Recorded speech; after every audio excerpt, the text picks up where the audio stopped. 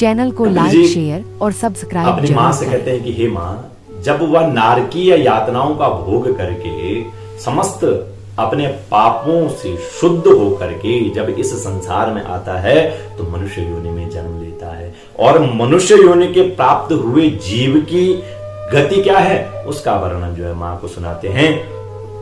कहते हैं कि कर्मणा देव नेत्रेण जंतुर देहोपपत्तये स्त्रिया प्रविष्ट उदरम पुंसो रेता कणाश्रय।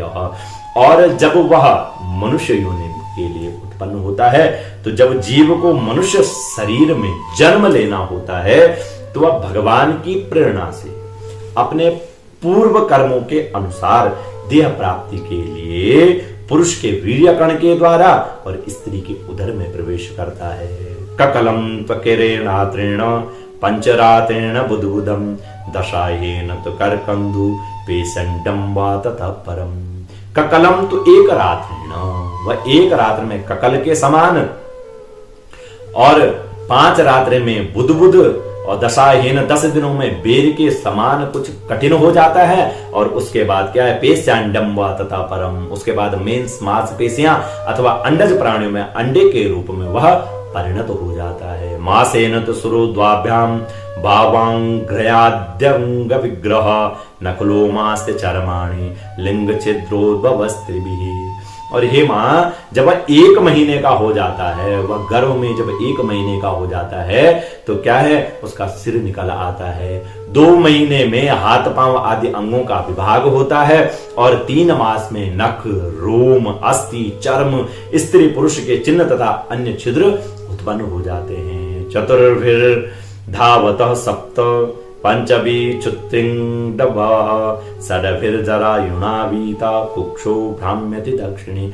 और 4 मास में उसमें मांस आदि जो 7 धातुएं हैं वह पैदा हो जाती हैं और 5वें महीने में भूख प्यास उसको लगने लगती है और 6ठे मास में वह झिल्ली से पेट में गर्भाशय में झिल्ली से लिपट करके और दहिनी कोख में घूमने लगता है।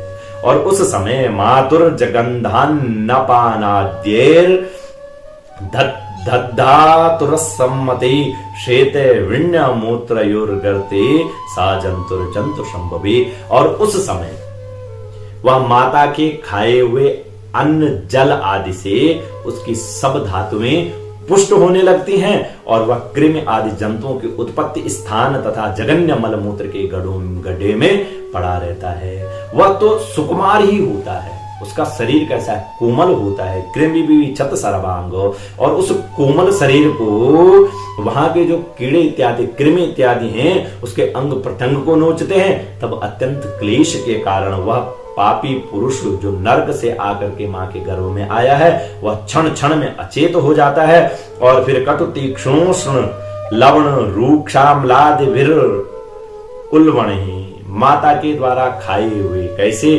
कड़वे, तीखे, गरम, नमकीन, रूखे, खट्टे आदि उग्र पदार्थों का स्पर्श होने से और उसके शरीर में, उस कोमल शरीर में अत्यंत कष्ट होने लगता है। और जब वह जीव माता के गर्भाशय में झिल्ली से लिपटा और आंतों से घिरा रहता है, उसका सिर पेट की ओर और तथा पीठ और गर्दन कुंडलाकार होती है, घुमा हुआ रहता है, वह पिंजड़े में बंद पक्षी के समान रहता है।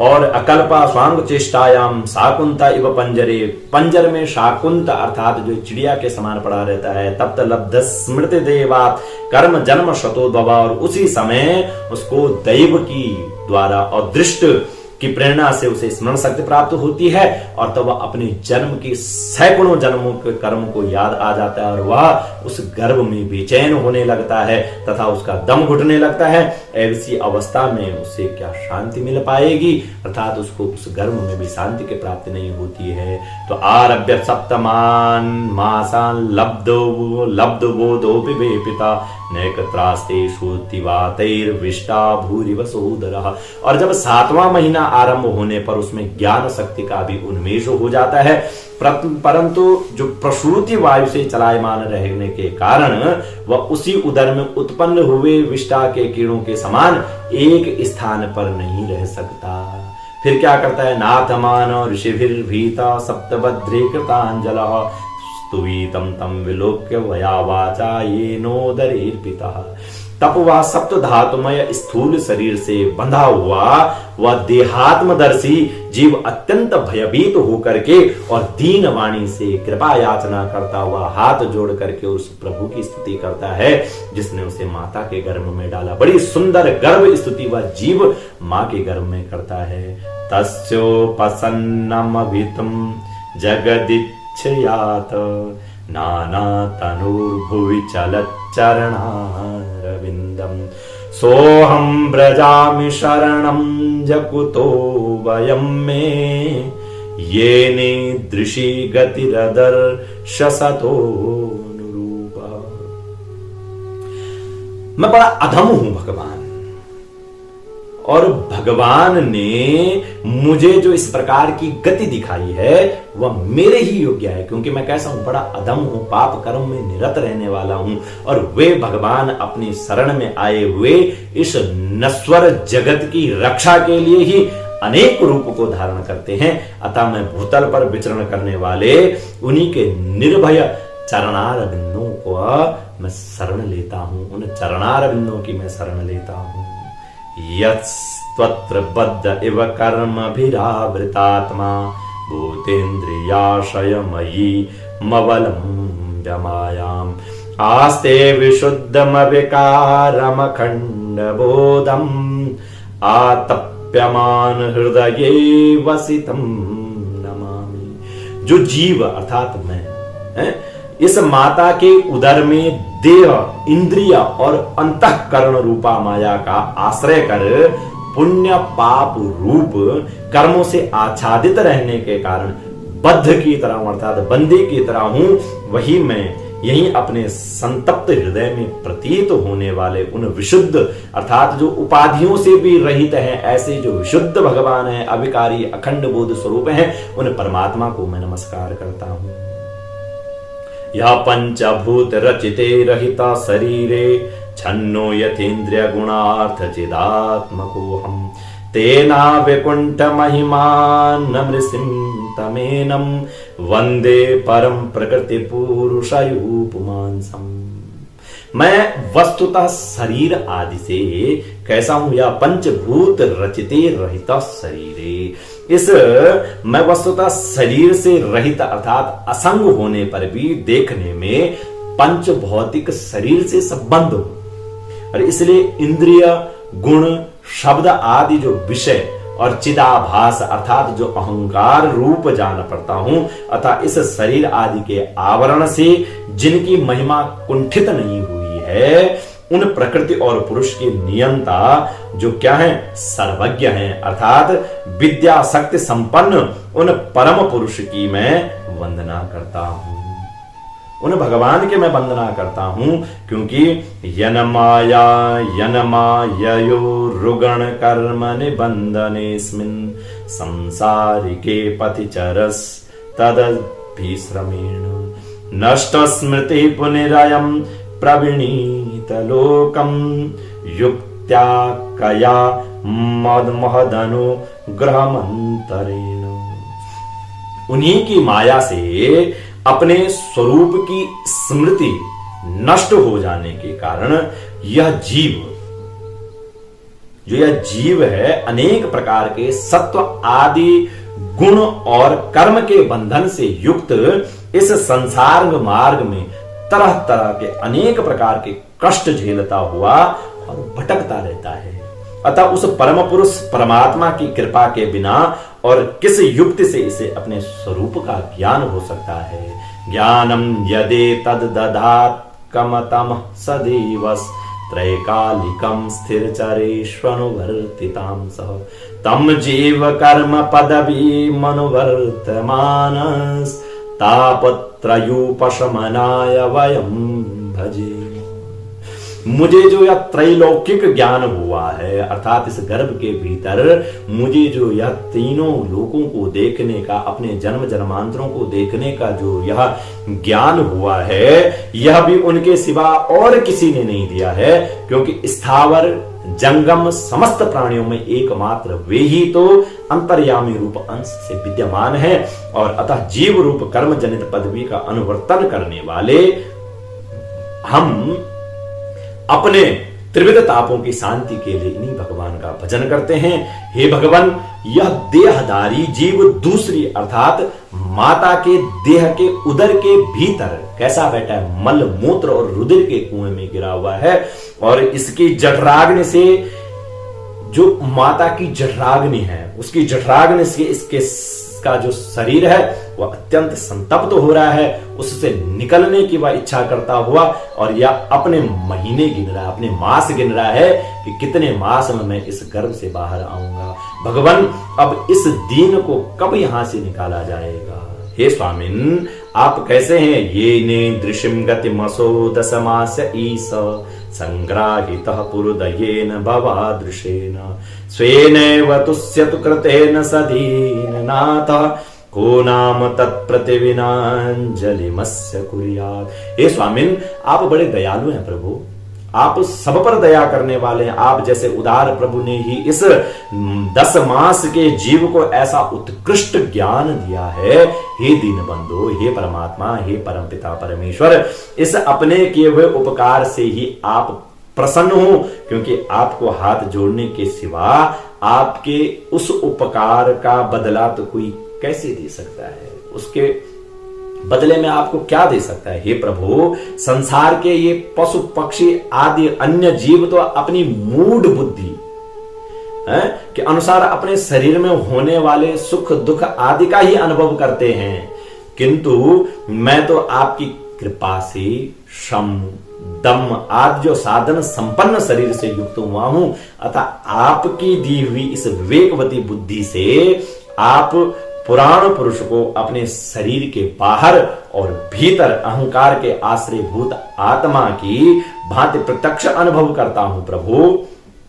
हे भगवान, सोहम वसन्नपि विभो बहु दुख वासम गर्भान निर्जगमिषे बहिरंधकूपे यत्रोपयातमुपसर्पति देव माया मिथ्या मतिर्यदनु संस्कृति चक्र में तत्। हे भगवान, इस अत्यंत दुख से भरे हुए गर्भाशय में यद्यपि मैं बड़े कष्ट से रह रहा हूं, तो भी इससे बाहर निकलकर संसारमय अंधकूप में गिरने की मुझे बिल्कुल इच्छा नहीं है, क्योंकि उसमें जाने वाले जीव को आपकी माया घेर लेती है। जब इस संसार में जाते हैं तो उसमें यह माया घेर लेती है, जिसके कारण उसके शरीर में अहम बुद्धि प्राप्त हो जाती है, और उसके परिणाम से उसे फिर इस संसार चक्र में ही पड़ा रहना होता है।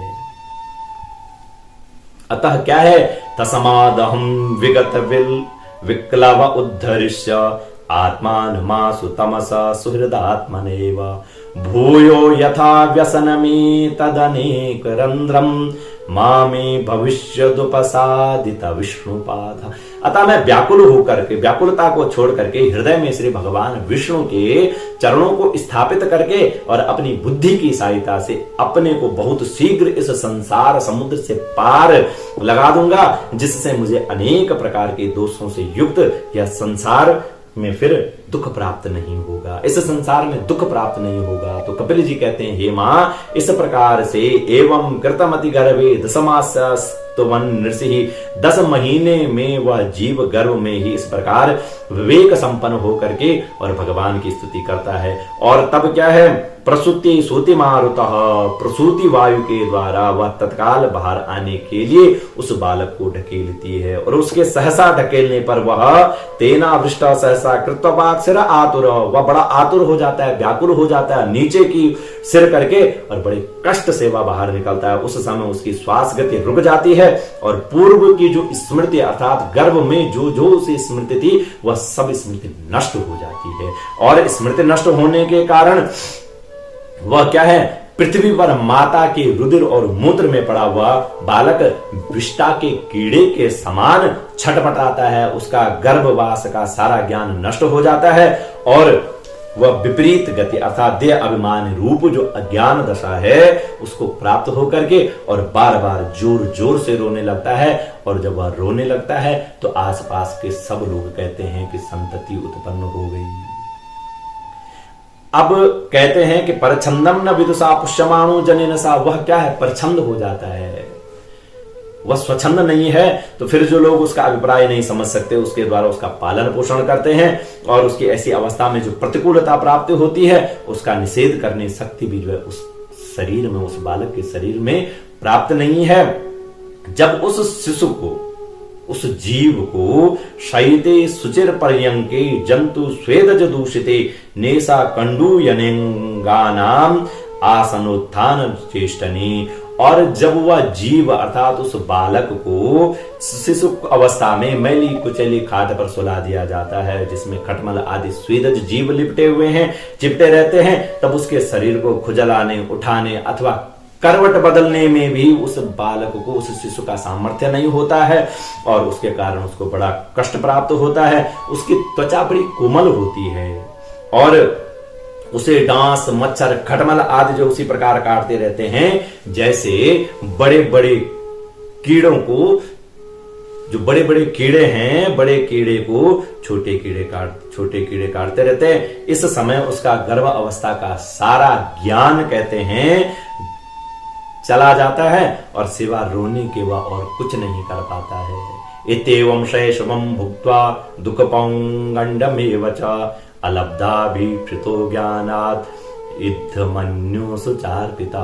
इस प्रकार बाल्यावस्था को पार करके पौंगड़ अवस्था के दुख भोग करके वह बालक युवा अवस्था में पहुंचता है और इस समय भी यदि कोई इच्छित भोग प्राप्त नहीं होता है तो अज्ञानवश उसको क्रोध उत्पन्न होता है और क्रोध से उद्दीप्त होता है, वह शोकाकुल हो जाता है। देह के साथ साथ ही वह अभिमान और क्रोध बढ़ जाने के कारण काम पर वश जीव अपना ही नाश करने के लिए दूसरे कामी पुरुषों के साथ वैर ठान लेता है। भूते पंचभिरारब्धे देहे दीय बुधुस्कृत अहम अमेत्य सदग्राया करोति कुमतिर्मतिम। और वह खोटी बुद्धि वाला, वह काम बुद्धि वाला, वह अज्ञानी जीव पंचभूतों से रचे हुए इस देह में मिथ्या अभिमान करके, अर्थात जो यह देह, यह शरीर है, इस शरीर में मिथ्या ही, झूठा ही अभिमान करने के कारण निरंतर क्या है, मैं और मेरेपन का ही अभिमान करने लगता है। और जो शरीर इसे वृद्ध अवस्था आदि अनेक प्रकार के कष्ट देती है तथा अविद्या और कर्म के सूत्र से बंधा रहने के कारण सदैव ही इस शरीर के ही पीछे लगा रहता है, इस अज्ञान के ही पीछे लगा रहता है और उसी के लिए तरह तरह के कर्म करता रहता है जिसमें बंध जाने के कारण से बार बार संसार चक्र में पड़ना पड़ता है। यद्य सद भी पति पुनः पुनः शिष्णो दर्कृतोद्यमे आस्थितो रमते जंतु स्तमो विशते पूर्ववत। और सन्मार्ग में चलते हुए यदि इसका किन्हीं जिह्वा और उपस्थ इंद्रिय के भोगों में लगे हुए विषयी पुरुषों से जब समागम हो जाता है और या उनमें आस्था करके और उन्हीं का अनुगमन करने लगता है तो पहले के ही समान क्या है, उन नारकीय योनियों में पड़ता है जिनके संग से क्या है कि सत्यम शौचम दया मौनम बुद्धिम श्रीम ह्रीम यश क्षमा समू दमो भगस्येति यत् संगाद्यति संयक्षणम। जिसके संग के कारण, जिसके संग से इसके सत्य, शौच अर्थात बाहर और भीतर की पवित्रता, शौच, दया, वाणी का संयम, बुद्धि, धन, संपत्ति, लज्जा, यश, क्षमा, मन और इंद्रियों का संयम तथा ऐश्वर्य आदि सभी जो सद्गुण है वह उन काम लोलुप लोगों के साथ रह करके नष्ट हो जाते हैं और यह क्या हो जाता है, अत्यंत शोचनीय स्त्रियों के क्रीड़ा मृग, अशांत, मूढ़ और क्या है, देहात्मदर्शी असद पुरुषों का संग इसलिए कभी नहीं करना चाहिए। जब इनका यह संग करता है तो इसके समस्त जो पुण्य है वह नष्ट होने लगते हैं, क्योंकि इस जीव को किसी और का संग करने से ऐसा मोह और बंधन नहीं होता जैसा स्त्री और स्त्रियों का संग करने से जो है मोह होता है। इसलिए क्या है, जो धीर पुरुष हैं, जो ज्ञानी पुरुष हैं, उनको स्त्रियों का संग से वर्जित करना चाहिए, क्योंकि प्रजापति स्वाम दुहितरम दृष्ट्वा तद्रूप दर्शिता, जो प्रजापति हुए अर्थात ब्रह्मा जी हुए, अपनी ही पुत्री को देख करके रूप लावण्य से मोहित हो गए, और जब उनकी पुत्री के द्वारा मृग का रूप धारण किया गया तो यह भी निर्लज होकर के और मृग के रूप में जो है दौड़ने लगे। उन्हीं ब्रह्मा जी ने मरीचि आदि प्रजापतियों की तथा मरीचि आदि ने कश्यप आदि की और कश्यप आदि ने देव मनुष्य आदि प्राणियों की सृष्टि की, अतः इनमें एक ऋषि प्रवर अर्थात नारायण को छोड़कर ऐसा कौन पुरुष हो सकता है जिसकी बुद्धि स्त्री रूपणी माया से मोहित न हो। बलम में पश्य मायाय स्त्रीमय्या जैनु दिशाम यकरोति पदाक्रांतान भ्रो विभ्रम जम्बेण केवलम। अहो मेरी यह स्त्री, इस स्त्री रूपणी माया का बल तो देखो। भगवान कह रहे हैं कि यह जो मैंने स्त्री रूपी माया जो बनाई है इसका बल तो देखो, जो अपने भ्रिकुटी विलास से मात्र से बड़े बड़े दिग्विजयी वीरों को भी अपने पैरों से कुचल देती है। संगम न कुर्यात् प्रमदा सुजातु योगस्य पारम परमारुक्षु मत सेवया प्रतिलब्धात्मलाभो वदन्ति या निरयद्वारमस्य। जो पुरुष योग के परम पद पर आरूढ़ होकर, है ना, परम पद पर जो आरूढ़ होना चाहता हो, अथवा जिसे भगवान की सेवा के प्रभाव से आत्मा और अनात्मा का विवेक हो गया हो, वह स्त्रियों का संग कभी न करे, क्योंकि उन्हें ऐसे पुरुषों के लिए नरक का खुला द्वार बताया गया है। भगवान की रची हुई जो स्त्री रूपणी माया धीरे धीरे सेवा आदि के मिस से पास आती है और इनके तिनकों से ढके हुए कुएं के समान अपनी मृत्यु ही समझेंगे। या मन्यते पतिम मोहान मनमाया वृषभायतिम स्त्रीत्वं स्त्री संगता प्राप्तो वितापत्य गृह पदम।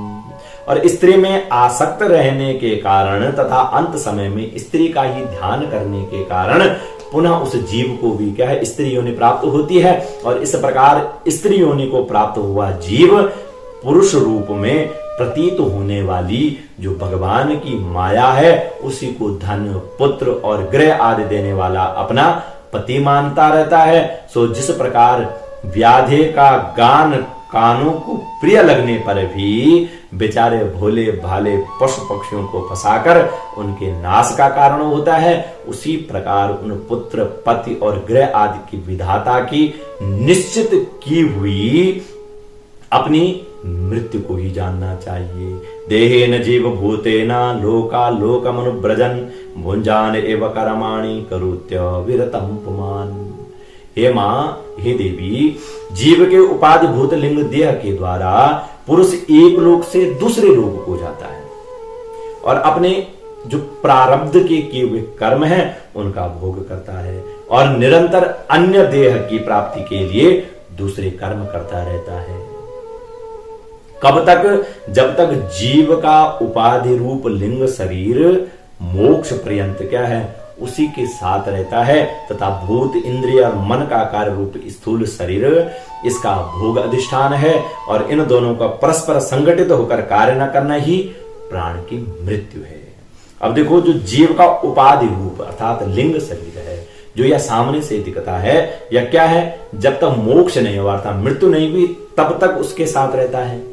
तथा जो भूत इंद्रिया मन इत्यादि जो कार्य रूप स्थूल शरीर है, यह क्या है? यह भोग का साधन है, या इसके शरीर से भोग करते हैं। और इन दोनों का परस्पर जब यह दोनों एक साथ मिल करके इस शरीर को कर्म नहीं करा पाते हैं तो वह मृत्यु है। और इन दोनों का साथ साथ प्रकट हो जाना ही जन्म कहलाता है। द्रव्योपलब्धि स्थानस्य द्रव्येक्षा योग्यता यदा तत्पंचत्वमहम्मानात् उत्पत्तिर्द्रव्य दर्शनम।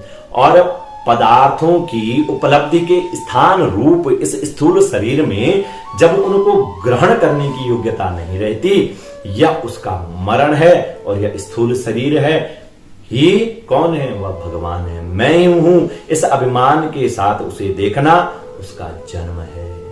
जबकि यह स्थूल शरीर किसका है? ईश्वर की देन है। लेकिन उसमें स्वयं की ही गणना करना कि यह मैं ही हूं, यही उस अभिमान के साथ उसे देखना उसका जन्म है। और नेत्रों में जब किसी दोष के कारण रूप आदि को देखने की योग्यता नहीं रहती, तभी उनमें रहने वाली चक्षु इंद्रिय भी रूप देखने में असमर्थ हो जाती है। और जब नेत्र और उनमें रहने वाली इंद्रिया दोनों ही रूप देखने में असमर्थ हो जाते हैं, तभी इन दोनों के साक्षी जीव में भी वह योग्यता नहीं रह जाती।